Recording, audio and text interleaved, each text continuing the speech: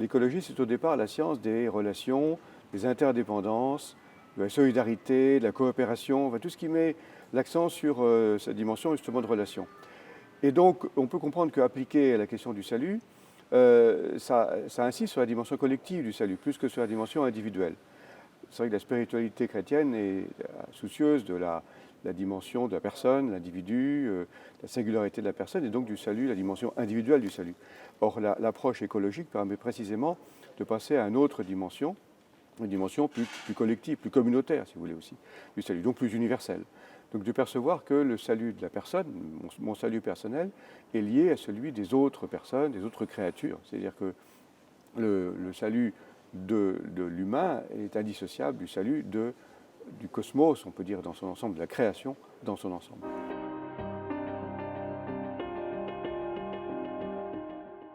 La démarche même de la conversion écologique, elle passe par une prise en compte de tout ce qui nous entoure. Peut-être une bonne manière de faire passe par la contemplation du monde qui nous entoure, contemplation des personnes. Je crois que même si nous parlons de relation à la nature, la relation fondamentale est la relation interpersonnelle. Donc relation aux personnes, relation, mais aussi à toutes les composantes animales, végétales, minérales. On peut dire que c'est une attention au monde qui va dans cette direction, c'est tout ce qui favorise précisément les relations.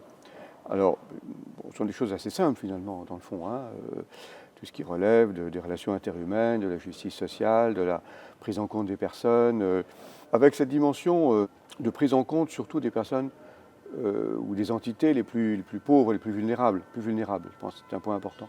À la fois humaine et non humaine aussi. Je crois que le souci de la nature, le souci de l'environnement, c'est la prise en compte de ces créatures qui ne sont pas simplement à notre disposition, qui ne sont pas simplement à notre service, mais qu'on doit prendre en compte pour elles-mêmes. Le pape, dans l'encyclique Laudato Si, parle de la valeur propre des créatures. Il faut souhaiter que ce souci pour la nature, ce souci pour la relation, soit contagieux.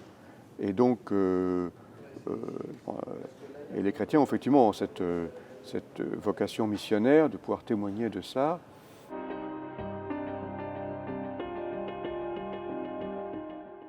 Une bonne prière pour la journée de la création, c'est de reprendre la prière de François d'Assise.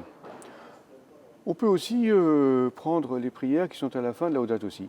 Hein, il y a deux prières qui sont tout à fait dans la ligne du reste du Cantique des créatures de François d'Assise, mais qui peuvent servir de support pour la prière de la création.